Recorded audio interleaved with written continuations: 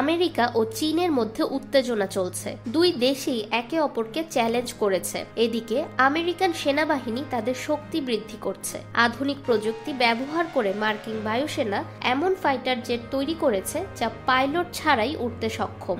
এই বিমানগুলি ভবিষ্যতের জন্য তৈরি করা হয়েছে। তার প্রথমবারের মতো প্রদর্শন করা হয়েছে।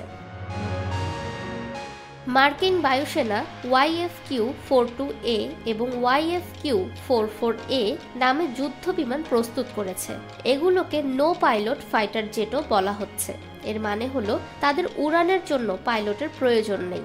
এই যুদ্ধ বিমানগুলো মার্কিন সেনাবাহিনীর নেক্সট জেনারেশন এয়ার ডমিনেন্স প্রোগ্রামের অংশ।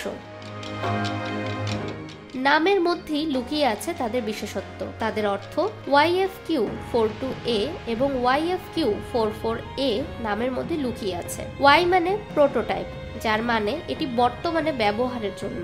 F মানে ফাইটার জেট, Q মানে মানুষ ছাড়া উড়ে যাওয়া। এই বিমানগুলো জেট ইঞ্জিনে চলে, তাকে অনুগত উইংম্যানও বলা হয়।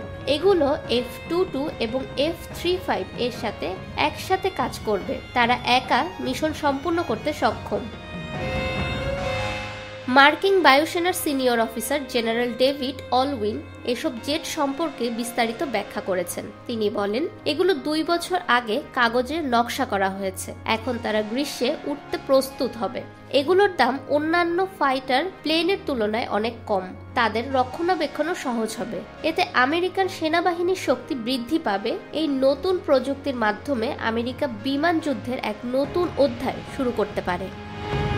ফাহমিদা বিনতে আনোয়ার, নিরপেক্ষ নিউজ ডেস্ক, ঢাকা।